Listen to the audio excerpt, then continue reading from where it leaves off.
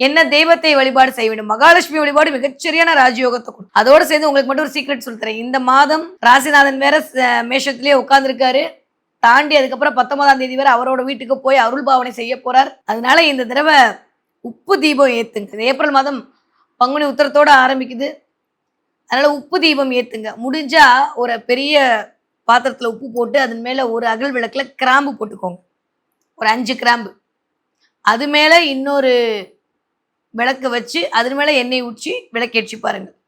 மகாலட்சுமி வசியமா நீங்க கேட்ட இடத்துல இருந்து கேட்ட பணம் கிடைக்கும்.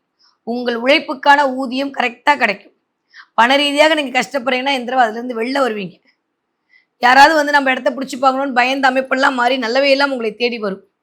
நிறைய நல்லதெல்லாம் செய்யறதுக்கான காலம் இனிதே கூட காத்திருக்கிறது. யாருக்கு? துலா ராசிக்காரர்களுக்கு. ஓகே. இந்த தடவை என்ன பார்ப்பீங்க? நிறைய கடல் பார்ப்பீங்க. பார்ப்பீங்க மாட்டீங்க, போவீங்க. நிறைய பீச்சுக்கு போறதுக்கான வாய்ப்பெல்லாம் இந்த தடவை துலா ராசிக்காரர்களுக்கு உண்டு.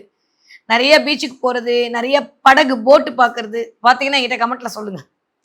நிறைய பீச்சுக்கு போறது, போட்டுக்கு போறது, பவளம் இது உங்க கண்ணுல படும் இந்த தடவை. பவளப்பாறை, பவளம் சம்பந்தப்பட்ட விஷயங்கள் இதெல்லாம் இந்த தடவை இயங்க போகுது. ஸோ இதன் மூலமாக ஒரு நல்ல பெனிஃபிட் இந்த தடவை துளாராசிக்காரர்களுக்கு தேடி வரப்போகுது. ஸோ துளாராசிக்காரர்களை பொறுத்த வரைக்கும் எண்ணங்கள்லாம் ஈடேறக்கூடிய டக்கு டக்கு டக்குன்னு காரிய வெற்றி கிடைக்கக்கூடிய மாதமாக இந்த மாதம் இனிதே மலர காத்திருக்கிறது.